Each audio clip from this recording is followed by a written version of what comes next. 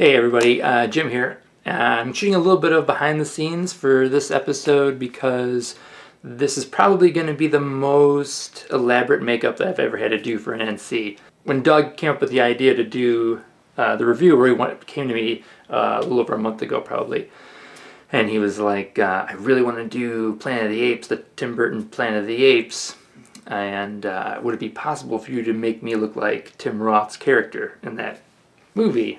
And I was like, yeah, that would be awesome to do. I would love to do that. However, it's always a little trickier to prepare for these sort of things because our shooting schedule is usually really tight. So we don't have a lot of time on the day on set.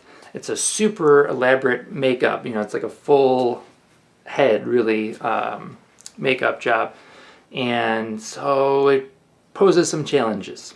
Normally what I would do if I was doing this intensive makeup is I would make a mold of the actor's face, in this case Doug, and have a plaster positive, and then I would sculpt all the features and stuff like that on that and make another mold and then pour foam latex into it and have a foam latex appliance that I could put on his face that was designed specifically for his face, and it would fit perfectly, and he could emote emotion and everything through the makeup and stuff.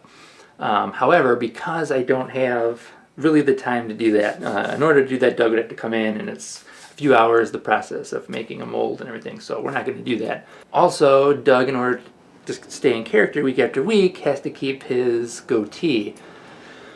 So, being that most of the appliance is going to be glued around that area, it makes it very tricky how the appliance is actually going to adhere to his face and how it's going to work.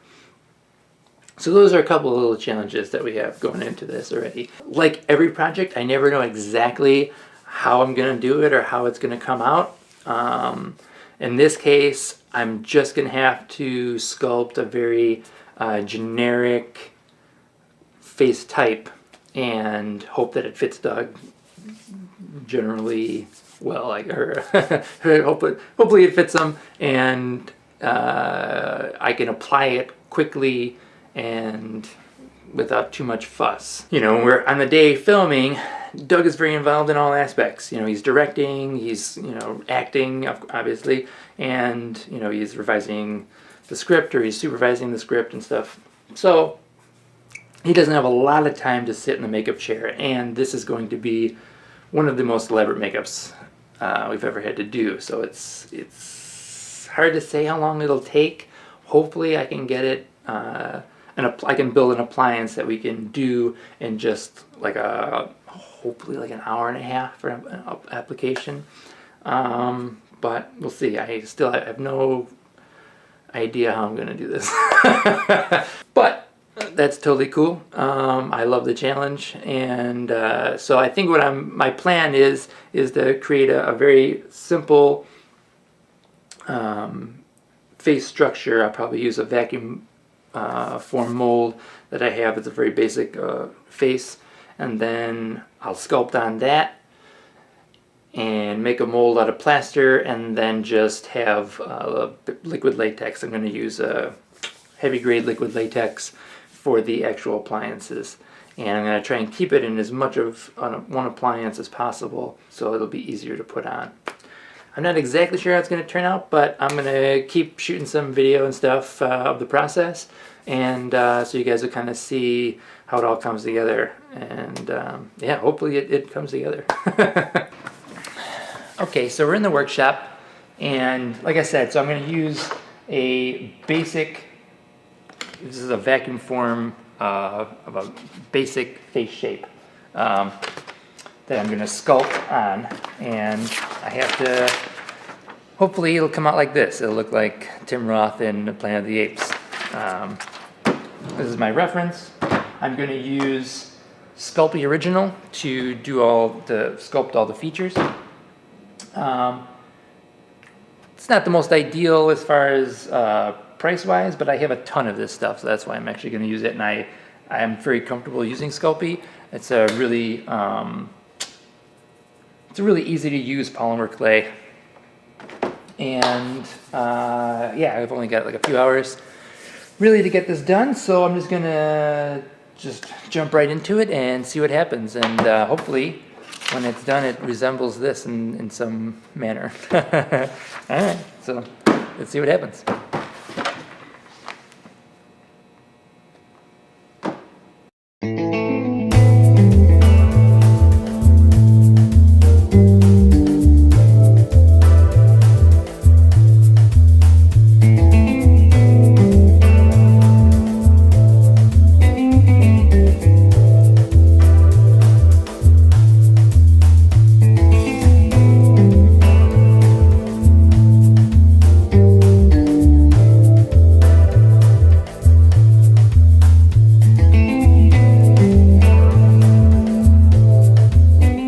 Alright, so I've got the basic kind of shape of the face done. The trick, I think, in order to make it look like not just a generic monkey face and to look somewhat more like the Tim Roth character, is he has a very specific nose, like shape of the nose. So that's kind of what I'm working on now. I feel like if I can kind of make that work and it's looking like how I want it to look, then the rest of it will kind of just come together. But yeah, so far that's what I got. And the nose kind of working out now. The overall structure of the face too is very almost it's very menacing. It's supposed to be very menacing. He's the villain. So he's got kind of like a heavier brow, very deep set, almost like cheekbones, kind of skeletal looking. So you can kind of make out his features much more.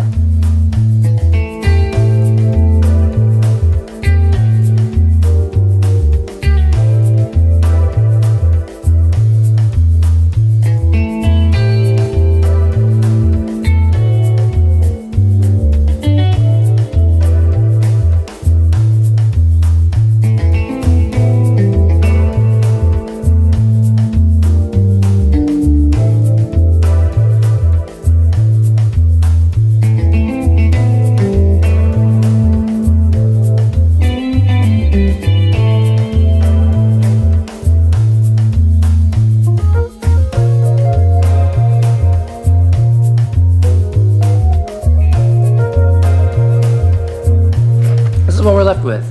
I think it'll get the job done. Try and get in a little close there. You can kind of see some of the detailing. I don't know, it's kind of hard to tell. It's all white. But I did put a lot of deep lines and stuff like that, and to kind of give it a texture. Hopefully then when I paint it all, that will come out and really give it some more depth. And let's see. Yeah, well, it's kind of hard to tell, but that's the basic gist there. It looks pretty, it doesn't look too bad actually, side by side. Yeah, as I said, it's about what I have time for today. And tomorrow, yeah, we'll make the mold, pour the latex, and yeah, hopefully it'll all come together. I'm pretty excited to see it.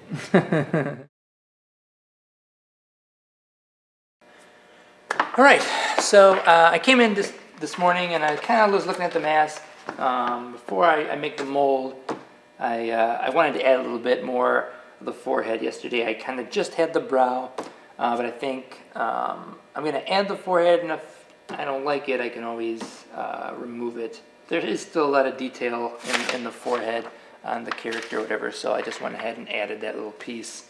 I'll keep it really thin with the latex. And then that way he can still kind of emote and move his brows and and stuff like that. And it'll give me a little bit more of a surface area to adhere the whole prosthetic to. Again, I have no idea if that's a good idea or a bad idea, but we'll see what happens. So anyway, today we're going to make the mold. I'm going to pour a plaster mold. We'll build a box around it. We'll pour the mold, pull the clay out, and then we will, pour the latex in and let it sit overnight, and tomorrow it should be good and we can do a test. So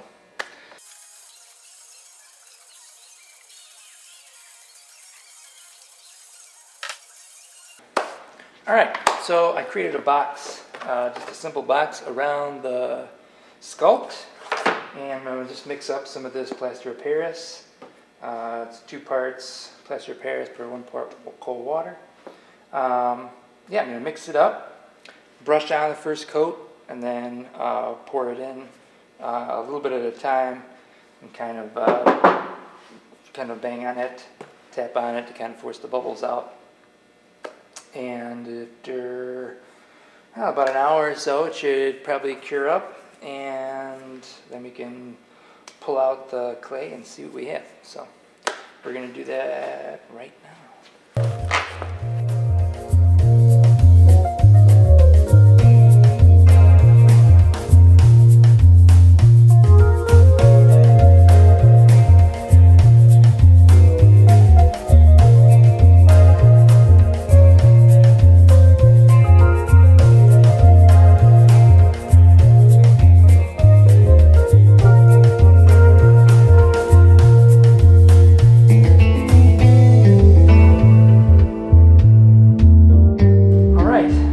Well, I pulled the clay out, and we're left with this negative here, and you can kind of see it actually came out really well. I was actually able to pull the clay out all in one go.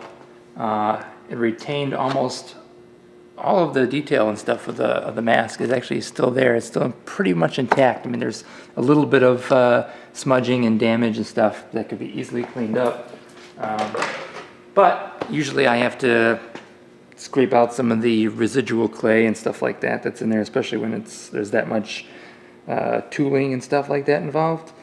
But yeah, I'm actually really happy with the way it came out. It pulled beautifully. I think we'll get a really nice clean mask out of this. And yeah, that's going to be the next step. So I'm going to pour liquid latex in, brush it in real good. I'm going to use a professional grade latex that's used for making Halloween masks and stuff like that. And we should get a really good test from that, I would think. Tomorrow we should have a really cool prosthetic that we can test out.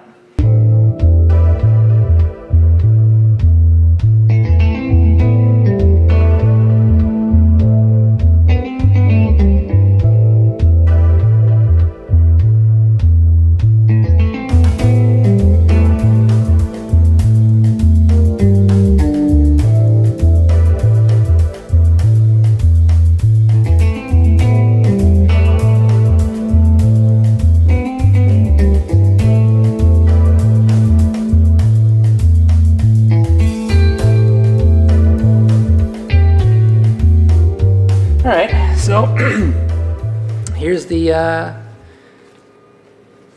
mask, the latex appliance. It came out pretty good, actually. There might have been a little bit of shrinkage, I'm not sure, but I think it'll be a pretty good fit. And then it's got the chin piece here. And then of course I have to add all of the hair and stuff like that. But I think what I'm going to do a quick test on myself and see how good I can kind of apply it and make it look. I don't think I have hair and stuff like that to add to it today, but I can maybe do a quick makeup job and see how it all comes together. I don't know, but all in all, I'm pretty happy with the appliance itself. I think it came out pretty well. This is actually a really nice, a really good latex. It's I think I might have mentioned it. It's designed for making latex masks, like Halloween masks and stuff like that. So, so yeah, it's pretty good. It's really solid, flexible, but still going to be, I think, pliable and lightweight enough to where, yeah, it'll be pretty cool. Doug will be able to wear it.